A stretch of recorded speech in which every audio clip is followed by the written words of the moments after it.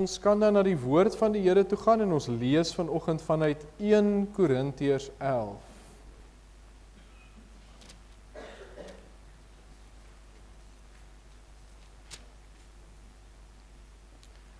In Korintiërs 11 en dit gaan dan vanaf vers 17 gaan ons lees.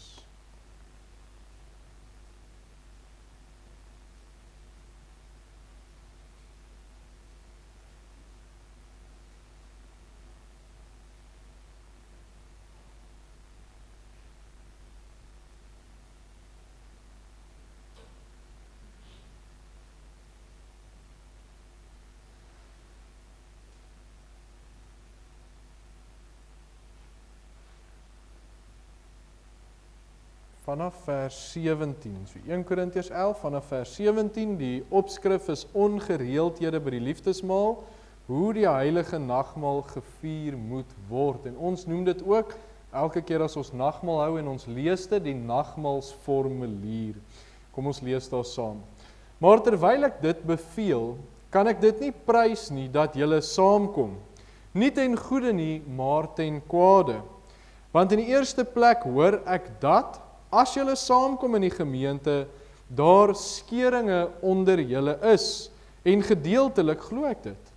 Want daar moet ook partyskappe onder julle wees, sodat die beproefdes onder julle openbaar kan word. As julle dus saamkom, dan wil dit nie sê dat julle die nagmaal van die Here eet nie.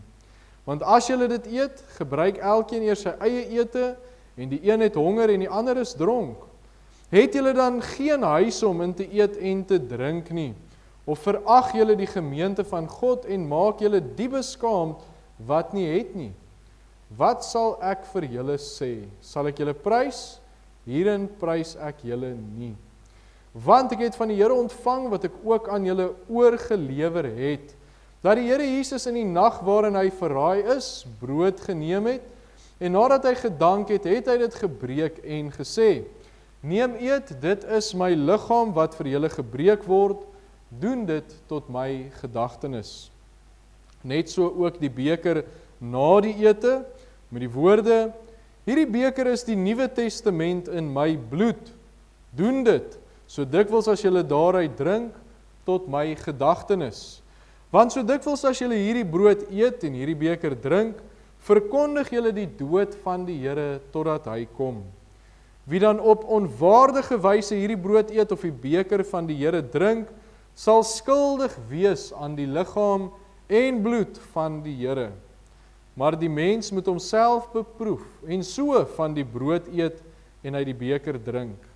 Want wie op onwaardige wyse eet en drink 'n oordeel oor homself, terwyl hy die liggaam van die Here nie onderskei nie.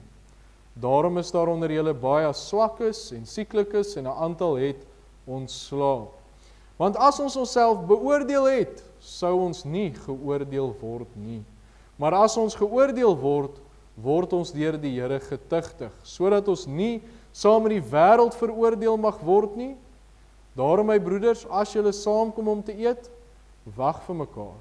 En as iemand honger het, laat hom by die huis eet, sodat julle nie tot 'n oordeel saamkom nie.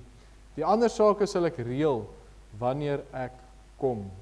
Ons lees dan net so ver vanoggend vanuit die woord van die Here. Ek vra dat u net so bly sit, dan buig ons die hoofde en dan bid ek net vir ons saam. Hemelse Vader, ons loof en ons prys U, soos ons ook gesing het, loof ons en prys ons U derentyd. Here, want hoe wonderlik is U weë nie. Hoe wonderlik is U bystand, U ondersteuning, U insaag in ons lewe nie. En die seëninge, Here, wat ons elke dag so ryklik ervaar, kan ons net vir U kom dankie sê. Ons weet, Here, dat die woord sê vir ons is geseën met alle geestelike seëninge in die hemele in Christus. En daarom, Here, sonder U is ons niks, het ons niks. Sonder U, Here, wat sou ons gedoen het?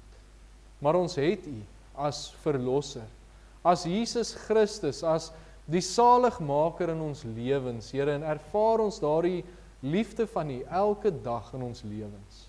Net die feit dat ons rustig kan wees en kan weet, Here, ons het die ewige lewe. Ons hoef ons nie te bekommer, waar gaan ons heen, wat gaan gebeur, wat hou die dood vir my in, Niks van dit nie, want ons weet, Here, U is in beheer en selfs die ewige lewe het ons in U.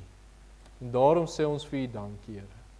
Dankie ook vir die gedeeltes wat in ons woord vir ons opgeteken is, Here, in ons eie taal, wat ons ook die woord kan oopmaak, kan lees, verstaan, Here, van die eenvoudigste tot die mees geleerde persoon, kan hierdie woord oopmaak en kan deur U, deur die Gees, daaruit geleer word. En sê ons vir U dankie daarvoor, Here, dankie vir U woord wat volkome is, wat nooit tekort skiet nie, wat altyd daar is wanneer ons dit nodig het, en ook vol beloftes is, waarop ons kan staan, waarin ons kan vashou, en net weet ons Here is met ons. Dankie daarvoor, Here, dankie ook dat ons die woord vanoggend kon lees, kon oopmaak, en ook die nagmaalsformulier, Here, waar U vir ons kom leer hoe ons dit moet doen, en ook die belangrikheid daarvan, Here, want dit gaan oor die kruisiging, en saam met dit word ons versterk deur die nagmaal. Word ons bemoedig, word ons opgebou, deur dit wat ons hoor en dit wat ons ook doen. Dankie daarvoor, Here, en so wil ons ook om bid vir ons gemeente, ons bid vir elkeen, Here, wat U in die besonder in hierdie tyd nodig het. Here, ons ken nie altyd mense se situasies en omstandighede nie, ons kom hier by die kerk en ons sien net so vinnig die gesigte, Here, maar ons weet, daar's uitdagings, daar is stryd, daar is siekte, daar's verskillende omstandighede, en daarom bid ons vir mekaar, en ons bid, Here, dat U ons mense sal ondersteun, soos U reeds doen, dat U vir hulle die wete sal gee, U sal hulle nooit begewe, hulle nooit verlaat nie, want U is met hulle.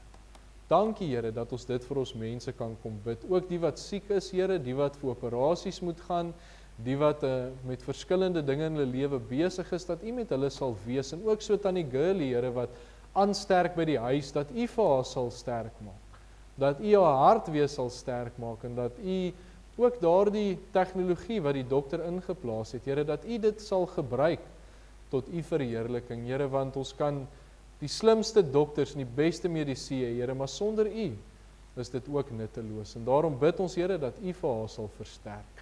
Dankie dat ons hierdie dinge kan kom bid, Here, ons dankie vir die woord wat nou na ons toe gaan kom, dat U ons harte daarvoor sal oopmaak, dat dit op goeie grond sal val, en dat dit 'n verskil in ons lewens sal maak. En ons bid, Here, soos ons gereeld ook bid, alles wat pla, alles wat ons aan dink, wat hierdie week moet gebeur, dat daai goed rustig sal wees, dat dit in ons agterkoppe sal ingaan, en dat ons in hierdie tyd wat ons hier is, Here, dat ons fokus by U en U woord sal wees. En ons sê vir U dankie, Here, dat ons dit kan bid, ons gee dit in U hande, en ons vertroue is op U. Ons bid dit nie omdat ons dit verdien nie, maar alleen in U groote genade, in die naam van Jesus Christus.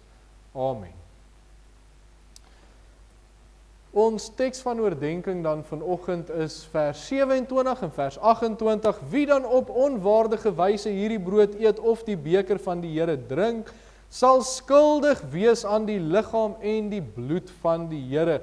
Maar die mens moet homself beproef, toets, gaan kyk en so van die brood eet en uit die beker drink. En vanuit daardie gedeelte, vanuit daai verse praat ek met U oor uitstaande vergifnis. Nou ek praat nou nie van, weer die woord kan nou dubbelsinnig gebruik word, ek praat nie van uitstaande goeie vergifnis nie, ek praat van vergifnis wat nog nie verkry is nie. So ons praat oor uitstaande vergifnis. Nou in die nagmaalsformulier, die gedeelte wat ons gelees het, lees ek ook elke keer as ons nagmaal hou, presies hoe ons dit moet doen. Selfs die opskrif het ons gelees, hoe die heilige nagmaal gevier moet word. So dis belangrik. Vir ons as gemeente, Paulus skryf dit daar aan die gemeente van Korinthe, en so kan die kerk dit die basis maak van hoe die nagmaal moet plaasvind. Hoe kinders van die Here hulle daarvoor moet voorberei, en hoe ons die sakrament reg moet gebruik.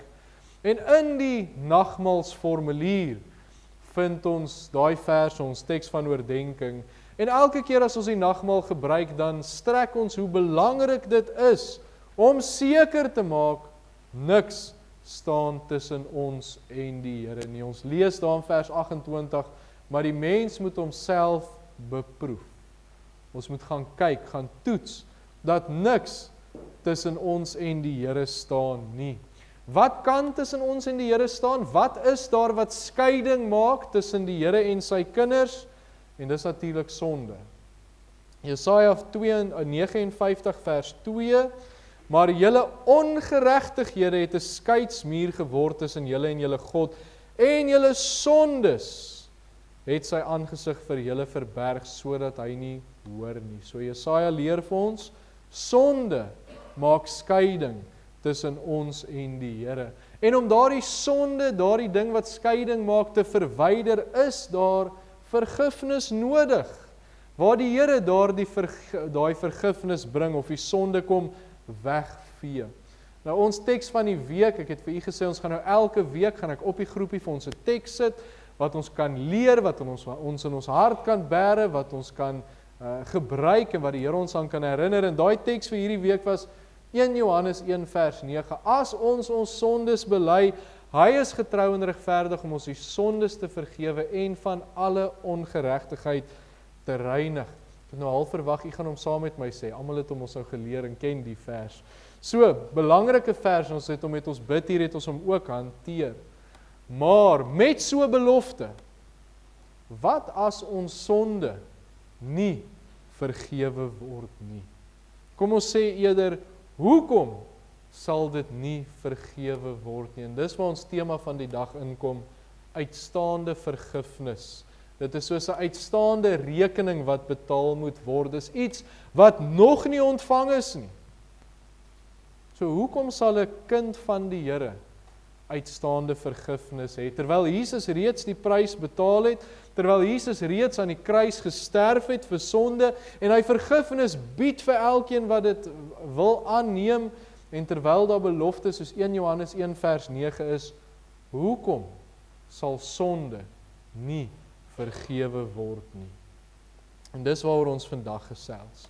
Mense sê baie keer, ek bid en niks gebeur nie, en mense sê self, hulle bid die Onse Vader, hulle bid en vergeef ons skulde, soos ons skuldenaars vergewe, maar dit voel of daar niks gebeur nie. Dit voel asof ek teen die plafon vas bid. Daai skuldgevoel in my binneste wat ek het, gaan net nie weg. Dit voel of my verhouding met die Here skade ly, en daai skade wil net nie weggaan nie. Dit kan vir my moeilik wees om Bybel te lees, dit kan vir my moeilik wees om te bid, ek verstaan nie hoekom nie, maar ek ervaar, daar is iets wat skeiding maak tussen my en my Here. Sonde maak skeiding, maar hoekom word dit nie vergewe nie? Wat veroorsaak dit? En om dit te verstaan, moet ons na 'n paar Bybelse beginsels gaan kyk. Die belangrikste sekerlik hiervan is die werk wat die Here gedoen het. Vaste Bybelse beginsel.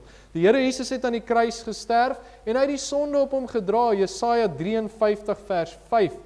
Ons sal dit nog ook in een van ons weke as 'n vers hanteer wat ons moet onthou. Maar Jesaja 53 vers 5, maar hy is ter wille van ons oortredinge deurboor, ter wille van ons ongeregtighede is hy verbrysel, die straf wat vir ons vrede aanbring, was op hom, deur sy wonde het daar genesing gekom. Die Here Jesus het die werk gedoen. Dan gaan mens na die bergpredikasie toe. Ek het 'n gedeelte van die bergpredikasie hanteer met ons staan saam, staan sterk mannegroep, maar dan in die bergpredikasie vind ons die Onse Vader. En die Here Jesus leer ons, bid, vergeef ons skulde. So waar tree die fout in? Nou weet ons, die Here is getrou.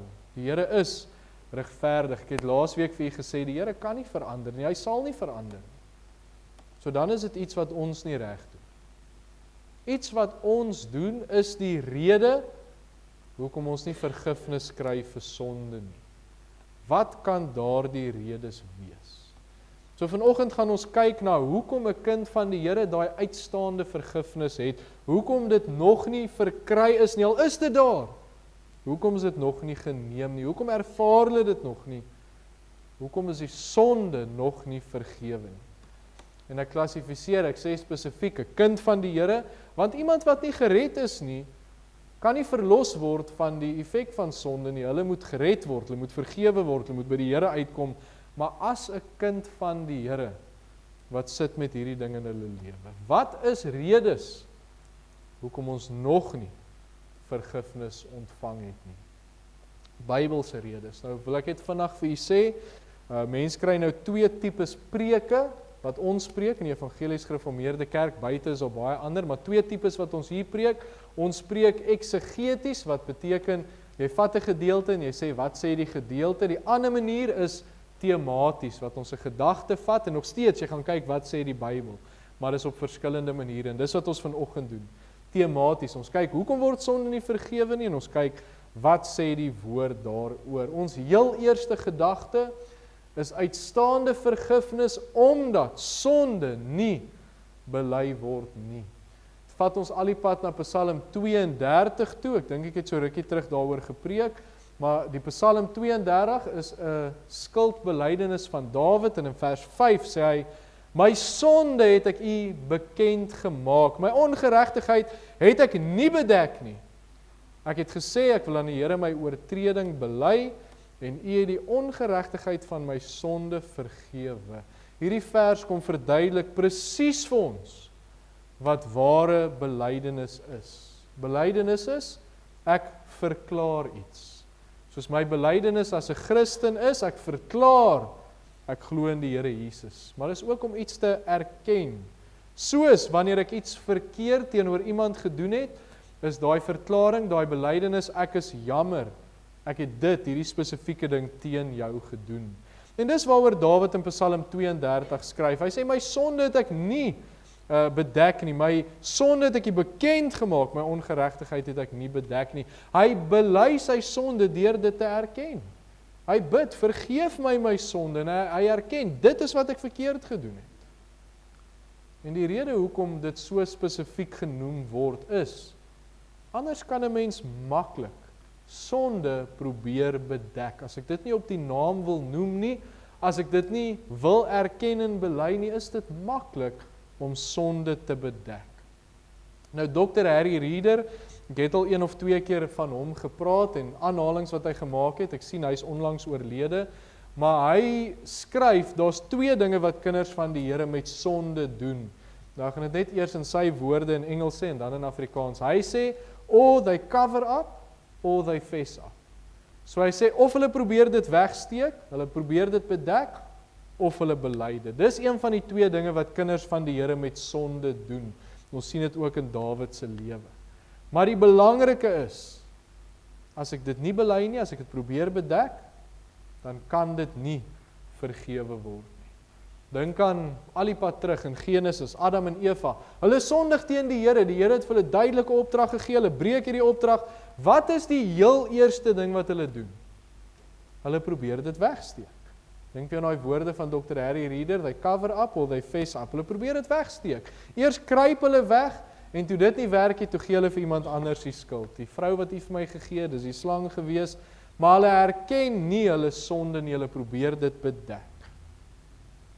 En as ons sê, ons is kinders van die Here, en ons is in daai posisie, dit voel of ek nie vergewe word nie, iets is fout, hier's iets wat skeiding maak, dan kan die eerste rede wees, hoekom dit so is. My sonde is nie vergewe nie, want ek het dit nooit werklik bely nie. Ek bid miskien, die Onse Vader, vergeef ons skulde, maar ek het nog nooit gesê, Here, ek's jammer, dit is wat ek gedoen het, vergewe my. Ek wil die sonde nie by die naam noem, en belydenis kry nie. Weer, Dawid sê, my sonde het ek u bekend gemaak, my ongeregtigheid het ek nie bedek nie. Want as ek dit doen, sal ek vergifnis ervaar.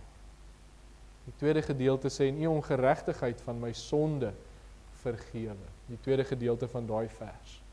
So hy sê, as jy dit doen, as jy dit op die naam noem, en vir die Here sê, vergewe my, dan gaan die Here vergewe. En dis hoekom Psalm 32, 'n mooi psalm, so opskrif is, die seën vir skuldvergifnis. So mooi dat Dawid sê, maar dis 'n seëning, die feit dat die Here vergewe. So daarin is die les. Moenie soos Adam en Eva maak en sonde probeer bedek nie, moenie vir iemand anders die skuld gee of versoekinge of verskoning soek nie. Erken dit net eenvoudig. Nou, ek weet baie van die moderne sielkundiges sê altyd is iemand anders se skuld. Dis die manier wat jou pa of jou ma jou groot gemaak het, of is hierdie een, of is daai een, of is daai een, maar die woord sê, as ek sonde gedoen het, bely dit voor die Here, noem daai sonde op die naam, en jy vergewe die Here jou. So ek moet aanhou om dit voor die Here te bely, soos wat Dawid het. en dan sal die Here my vergewe. En dan vind daai wonderlike belofte in die woord plaas, dit wat ons gelees het, 1 Johannes 1 vers 9, as ons daai sonde bely, as ons na die Here toe gaan en dit voor hom lê en ons sê, Here, ons is jammer, dit is wat gebeur het, ek het hierdie sonde gepleeg, ek vat verantwoordelikheid vir my sonde, dan vergewe die Here ons. En hy was my van alle ongeregtigheid. Dit moet bely word, en hy sal vergewe. So daai eerste rede, hoekom vergifnis miskien uitstaande kan wees, as iemand het nog nooit daai sonde werklik bely nie.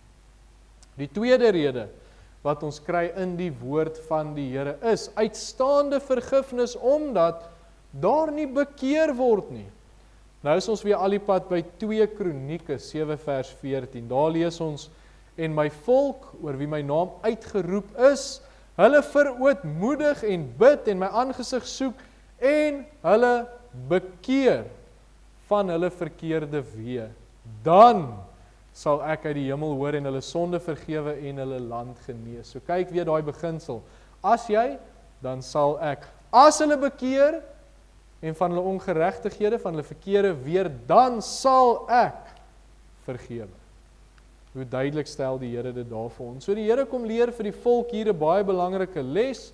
Hy verskyn in die nag aan Salomo, terwyl hy die volk se koning is, en die Here sê vir hom, wanneer die volk iets verkeerd gedoen het, en die Here die hemel sluit, dat dit nie reën nie, dan moet hulle verootmoedig en bid, soos ons in die vorige punt gesien het, die belydenis, maar hy gaan hier bietjie verder, hy sê, daar moet bekeer word, dan sal die Here vergewe. Die tweede rede hoekom iemand nog nie vergifnis ontvang het nie, is hulle nog nie bekeer van hulle sonde nie. En ons weet wat bekering in die Bybel is, dis 'n omdraai. 'n 180 grade draai weg van iets af, om my rug te draai op sonde, en dit nie meer te doen nie, soos daar staan, weg te draai van hulle verkeerde weë. Dis iets wat die volk moes leer.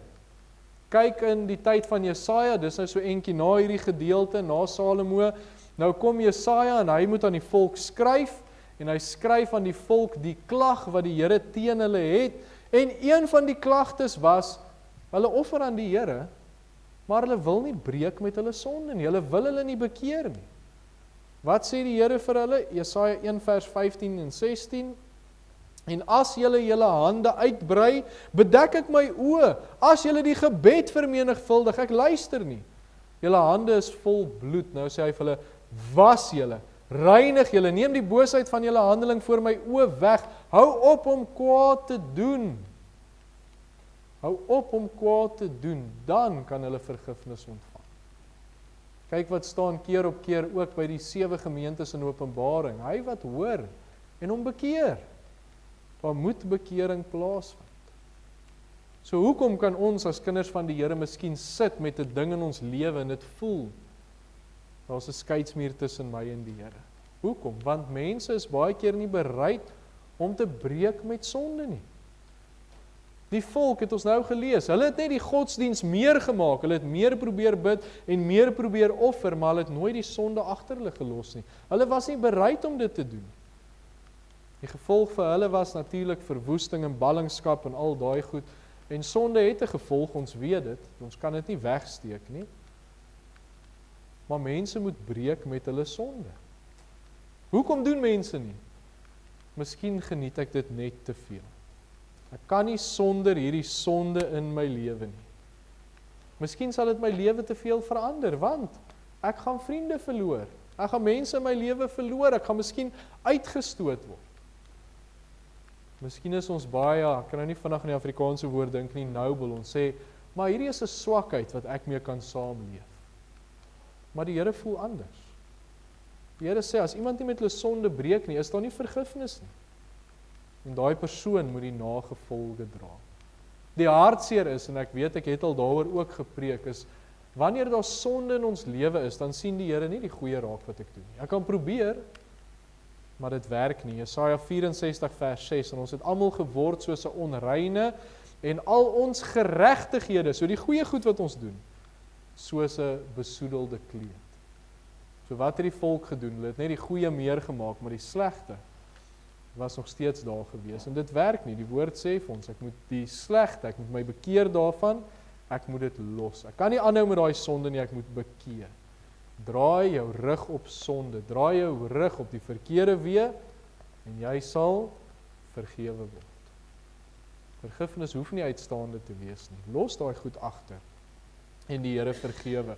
Ons volgende gedagte, uitstaande vergifnis omdat daar nie vergewe word nie. Ons is terug by die bergpredikasie, Matteus 6 vers 15, maar as julle die mense hulle oortredinge nie vergewe nie, sal julle Vader julle oortredinge ook nie vergewe nie. Dis 'n baie sterk punt wat hier oorgedra word. Nou lees ons in die bergpredikasie die hele Onse Vader, en in die Onse Vader vergeef ons skulde soos ons skuldenaars vergewe, en na die Onse Vader, die enigste ding wat oor uitgebrei word, is vergifnis.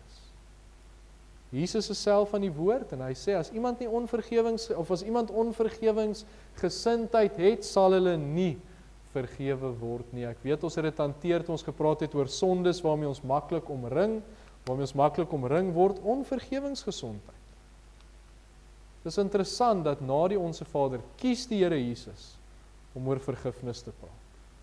Dit word op ander plekke in die bergpredikasie ook genoem, Matteus 5 vers 23 en 24, as jy dan jou gawe na die altaar bring en dit jou daar byval dat jou broeder iets teen jou het, laat jou gawe daar voor die altaar bly en gaan versoen jou eers met jou broer, kom dan en bring jou gawe. Dis 'n ernstige saak as dit meer as een keer in die bergpredikasie genoem word. Matteus 18, nou kom Petrus na die Here Jesus toe, en Petrus vra vir die Here Jesus die volgende, hy vra vir Here, hoe dikwels sal my broer teen my sondig en ek hom vergewe? Tot 7 maal toe? So ek dink Petrus het gedink, hy is nou 'n goeie disipel, hy is 'n goeie kind van die Here. Tot 7 maal toe, en Jesus antwoord, hy sê, ek sê vir jou, nie tot 7 maal toe nie, maar tot 70 maal 7 toe. Nou die Here Jesus het dit nie gesê om 'n getal daarin te sit nie, hy het eintlik gesê, vergewe sonder maat. Tot 70 maal 7 toe. Toe gaan die Here Jesus verder, hy brei dit nog uit, hy gaan aan na die gelykenis van die onbarmhartige skuldeiser. Ons weet daar was 'n koning gewees, hy roep sy diensknegte bymekaar en hy skryf hulle skuld af. En een spesifieke dienskneg besef, maar iemand anders skuld hom iets. En hy gaan na daai persoon toe, die persoon kan dit nie betaal nie en hy laat hom in die tronk gooi. So hy is vergewe, sy skuld is afgeskryf deur die koning, maar hy kan iemand anders nie vergewe nie. En die koning het daardie dienskneg laat roep, en hy het hom oorgegee aan die pynigers. En die koning gebruik die woorde, Matteus 18, vers 33, moes jy nie jou mededienskneg ook barmhartig wees, soos ek jou barmhartig gewees het nie. Die Here Jesus gebruik die gelykenis om 'n waarheid oor te dra. Kinders van die Here, vergewe. Hulle vergewe. Anders sal hulle nie vergewe word nie. So nou kom ons terug. Hoekom is daar mense wat nog nooit vergifnis ontvang het nie, wat 'n skeidsmuur tussen hulle en die Here het, wat voel iets pla? Hoekom? Hoekom bid hulle, vergeef ons skulde, soos ons skuldenaars vergewe, maar niks gebeur nie, 'n duidelike voorwaarde. As ons nie vergewe nie, dan word ons nie vergewe. As kinders van die Here kan ons nie met onvergewingsgesindheid in ons harte sit nie. Wie benadeel dit? Dit benadeel nie daai persoon nie. Baie keer weet hulle dit nie eers nie, of hulle gaan aan met hulle lewens. Dit benadeel my. Iemand het een keer gesê in ons gemeente, ek dink dit was om Piet gewees, hom kan my maar na die tyd reghelp, maar hy het gesê, dis soos om iemand anders te wil vergiftig, maar ek drink die gif, dis onvergewingsgesindheid. Is dit oom wat dit gesê? Ja. So om te sê, ek's kwaad vir daai persoon, nou drink ek gif. Dis wat onvergewingsgesindheid is. Maar nou vra ons, maar kyk wat het daai persoon aan my gedoen. Kyk wat het hierdie een al aan my gedoen. Kyk wat het daai aan my gedoen. Kyk hoe sleg is dit. Dis onvergeeflik. Maar wat sê die Here? Ons moet vergewe. Ons moet dit agter ons los. Ons moet dit nie teen hulle hou nie. Al het hulle ook wat gedoen. Of ons sê miskien, ek weet, dit is ook iets wat gebeur, ek het daai persoon al soveel keer vergewe, hy of sy gaan dit net weer doen. Petrus vra, hoeveel keer moet ek vergewe? 7 keer. En die Here Jesus sê vir hom, nee, 70 maal 7. Die Here verwag van ons om te vergewe. Dis nie maklik nie, niemand het ooit gesê dis maklik om te vergewe nie. Dis baie keer baie moeilik, maar ons moet vergewe. Nou het ons almal al seker die woorde gehoor, ek moet iemand vryspreek. Wie spreek ek vry as ek vergewe? Myself. As ek iemand vergewe, word ek vrygespreek. Want as ek nie kan vergewe nie, is dit ek wat vasgevang is, ek wat nie kan aanbeweeg nie, dis ek wat nie vergewe kan word nie. So ons moet seker maak, daar's niks wat ons teen mense hou nie, want dit kan maak, dat daar sonde in my lewe bly, wat nie vergewe word nie. Vergewe, dis die positiewe, vergewe, en ons sal vergewe word. En natuurlik kan ons die Here se hulp daarmee vra. Vir die Here sê, ek sukkel, help my. Help my om dit met u oë te sien. Help my om te vergewe soos u vergewe het. Help my. Ons kan die Here vra vir daardie hulp. Dan ons laaste gedagte is uitstaande vergifnis, omdat God se genade nie begryp word nie. Nou al wat met dit bedoel word is, mense dink nie, die Here se genade strek so ver en so groot om uiteindelik te vergewe nie. Dit kom nou al die pad na Jona toe, Jona 4 vers 2, toe bid hy tot die Here en sê, ag Here, het ek nie gedink terwyl ek nog in my land was nie, daarom het ek tevore na Tarsis gevlug, want ek het geweet, dat u 'n genade en 'n barmhartige God is, lankmoedig, groot van goedertierenheid, en een wat berou het oor die onheil. So, dink Jona het dit eintlik in 'n negatiewe sin bedoel, toe hy dit vir die Here sê, maar hoe kan 'n mens dit nie as positief vat nie? Hy het besef hoe groot die Here se genade is. So Jona uiteindelik, nadat hy die boodskap na Ninive bring, ons weet hy het eers weggehardloop, en die vis sluk hom in, spoeg hom uit, en die hele verhaal, maar uiteindelik gaan preek hy vir Ninive, en die hele stad bekeer hulle. Die hele stad bekeer hulle, en hulle sonde word vergewe. En Jona is so ongelukkig, dat hy die Here vra om sy siel weg te neem. En dis die rede hoekom hy in die eerste plek gevlug het, want hy het die Here se genade begryp, so die positiewe kant. Hy het besef, maar die Here kan hierdie mense vergewe. Maar hy as Jona wou nie hê die Here moet nie. Die Israeliete het Ninive gehaat en ons klomp redes daarvoor. Ninive het Jerusalem ingeval en ingeneem en hulle het slegte goed gedoen. Hulle was maar slegte mense gewees, amper so Sodom en Gomorra. Hulle het onmenslike goed gedoen. En Jona wil nie, hulle moet vergewe word. En toe die Here vir hom sê, Jona, bring hierdie boodskap, toe besef hy, maar die Here kan. Die Here se genade is so groot, hy kan hierdie mense vergewe. En Jona wou eerder hê hulle moet die straf dra. So die punt wat ons daarmee oordra is, hy het besef hoe groot die genade van die Here is. Nou Ninive het uiteindelik is toe verwoes en daar was 'n omdraai gewees, maar dis nou nie ons gedagte vanoggend nie. Ons gedagte is die Here se genade moet begryp word, want mense bid miskien, vergeef my skulde, maar hulle dink nie die Here kan werklik vergewe nie. Hulle dink, ek bid maar kyk hoe groot is my sonde. Kyk hoe erg is dit. Ek het al gehoor mense sê, ja, die Here kan my vergewe, maar ek kan myself nie vergewe nie. Hulle hou vas aan daai ding. So die probleem wat mense kan sit, is eintlik nou die teenoorgestelde van Jona. As hulle vertrou nie in hoe groot die Here se genade is nie, hulle bid en vra vergewe my, maar hier in my agterkop dink ek, hoe kan die Here my vergewe? Miskien ek het dit al soveel keer gedoen, ek het al soveel keer gestruikel, hoe gaan die Here my nog 'n keer vergewe? So ek bid miskien nie, ek vra nie daarvoor nie, ek vertrou nie die Here daarvoor nie, en uiteindelik is dit uitstaande vergifnis. Vergifnis wat kan verkry word, maar ek het dit nog nie ontvang. Wat leer die skrif ons oor gebed? Markus 11 vers 24, daarom sê ek vir julle, alles wat julle in gebed vra, glo dat julle dit sal ontvang en julle sal dit verkry. Glo. Die Here vergewe ons elke keer, al het ons wat gedoen, en ek wil weer teruggaan na Dawid se voorbeeld.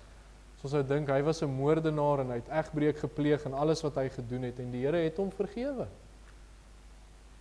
As ons 1 Johannes 1 vers 9 vat, ons vers nou wat ons geleer het hierdie week, as ons sondes bely, hy is getrou en regverdig om ons die sondes te vergewe en van alle ongeregtigheid te reinig. Daar word nooit 'n getal of 'n graad hier aan geplaas nie. Daar staan nie, as ons sonde bely, maar ons het dit nie te veel gedoen, of as ons sondes bely, maar dis 'n klein sondetjie, nie 'n groot nie. Daar staan niks van dit nie. Daar staan, as ons bely, hy sal vergewe. Want, wat is daai mooi woorde wat Jonah gesê, die Here is genadig, hy is lankmoedig. Daar's geen einde aan sy genade nie. Nou vroeër het ek verwys na Jesaja 1 vers 15 en 16, die volk wat al die sonde gedoen het en die godsdienst probeer meer maak het, maar hulle wou nie bekeer nie. Maar kyk hoe groot is die Here se genade. Hy sê vir hulle in Jesaja 1 vers 18, kom nou en laat ons die saak uitmaak, sê die Here, al was julle sonde soos skarlaken, dit sal wit word soos sneeu, al was dit rooi soos purper, dit sal word soos wol. So hy gaan na die oortreffende trap toe. Hy sê al was dit soos skarlaken, al was dit rooi soos purper, hy gaan na die oortreffende trap toe. Ek sal julle vergewe. Is dit moeilik om te begryp dat die Here keer op keer kan vergewe? Is dit moeilik om te begryp dat die Here 'n egbreekster en 'n moordenaar kan vergewe? Ja, dis moeilik om te begryp vir ons menslike gedagte. Maar die werk van die Here aan die kruis was volkome. Sy genade is sonder einde. En wanneer die Here vergewe, dan dink hy nie eens weer daaraan nie. Jesaja 43 vers 25, ek is dit wat jou oortreding uitdelg om my ontwil, en aan jou sondes dink ek nie. Psalm 103 vers 12, so ver as die ooste verwyderd is van die weste, so ver verwyder hy ons oortredinge van ons. Die Here vergewe. So ons moet begryp, daar's niks wat ek kan doen, wat die Here of gedoen het, wat die Here nie kan vergewe. Daar's niks wat ek miskien nie al 3 of 4 of 5 keer al van vergewe is, wat die Here nie steeds kan vergewe, as ek dit bely en my bekeer. Die Here se vergifnis is groot. Die Here se genade is groot. Moenie laat vergifnis uitstaande bly, terwyl die krag van die Here, die genade van die Here, werklik daar is nie. En daarmee sluit ek af. Daar's mense sit met sonde en nooit vergifnis ontvang nie, wat ons het nou genoem het uitstaande vergifnis. Die eerste rede is dat mense nooit werklik hulle sonde bely en bekend maak nie. Want hulle wil nie, hulle wil dit eerder bedek. Die tweede rede is, daar mense wat sê, vergeef my, maar hulle bekeer hulle nie, hulle wil aanhou met daai sonde. Of hulle wil dit doen, ek weet daar's mense wat sê, Here vergewe my, maar ek gaan dit nou doen, dit werk nie. Derdens, kan dit wees omdat ek nie ander vergewe nie, ek sit met onvergewingsgesindheid, en laastens, kan dit net eenvoudig wees, ek vertrou nie die Here kan my vergewe nie, terwyl hy groter en meer genadig is as wat ek ooit kan besef. So soms is al kinders van die Here, en hulle sit met dinge in hulle lewe, en hulle bid, vergeef ons skulde, maar hulle vind nooit regtig daai vergifnis nie, hulle voel hulle bid in die plafon vas, hulle voel hulle raak moedeloos, hulle voel hierdie verhouding wat hulle met die Here het, gaan net agteruit, en daar is nie herstel nie, en daai skuldgevoel wat ek in my binneste het, gaan nie weg nie. Daar kan redes wees, ons het na die redes gekyk, maar die Here Jesus se werk was volkome. Hy kan vergewe, hy wil vergewe, hy bied die kans om vergewe te word, hy wag vir ons om reg te maak. Daai uitnodiging, kom nou en laat ons die saak uitmaak, sê die Here. Al was julle sonde soos skarlaken, dit sal wit word soos sneeu, al was dit rooi soos purper, dit sal word soos wol. Kom nou en laat ons die saak uitmaak. So ons kan na ons lewens gaan kyk, ons het begin met die nagmaalsformulier wat sê ons moet onsself ondersoek. Gaan kyk, is daar iets in my lewe wat nog nie reg is nie? Want dan moet ek dit nou reg maak. Ek kan nie langer met die skuldgevoel, met sonde, met probleme in my lewe, ek kan nie langer met 'n skeidsmuur tussen my en my God nie, ek moet reg maak. Ek moet vergifnis ontvang. Die Here wag vir ons om dit te doen. Hy vergewe elke keer. En vir ons om nagmaal te gebruik ook, ek gaan nou as ek amen gesê, dan gaan ek kans gee dat ons eers bid, en dan gaan ek kans gee dat almal op hulle eie bid, dat hulle seker maak, dat ons niks tussen hulle en die Here nie, en ek het al baie gesê, die Here vergewe onmiddellik. As ek nou my sonde bely, is daar nie 'n rede hoekom ek nie die nagmaal hoef te gebruik nie, die Here vergewe onmiddellik, en ek kan met 'n skoon, ek kan met 'n oop gemoed die nagmaal gebruik. Amen, kom ek ons buig die hoofde, en dan gee ek, soos ek gesê het, 'n oomblik van gebed, en dan sal ek ook net hardop vir ons bid.